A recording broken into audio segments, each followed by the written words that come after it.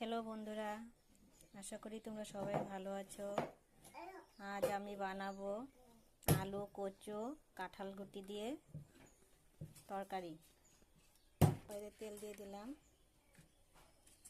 দিয়ে দেবো তেজপাতা, দিয়ে দেবো দারচিনি, দিয়ে দেবো কেটে রাখা আলু কচু কাঁঠাল গুটি। অল্প ভেজে নেব। আলু আর কচু ভেজে নিয়েছি, এখন মশলা দিয়ে দিব। পেস্ট করা মশলা দিয়ে দিলাম, তার মতো নুন। এখন মশলাটাকে কষিয়ে নেব। তরকারিটা জাল হয়ে গেছে, দিয়ে দেবো সামান্য চিনি। এখন ঝোলটা হয়ে গেছে, নামিয়ে নেব। আমি কচু তরকারি নামিয়ে নিয়েছি। কেমন হয়েছে বলবে, লাইক করবে, শেয়ার করবে, কমেন্ট করবে, সাবস্ক্রাইব করবে।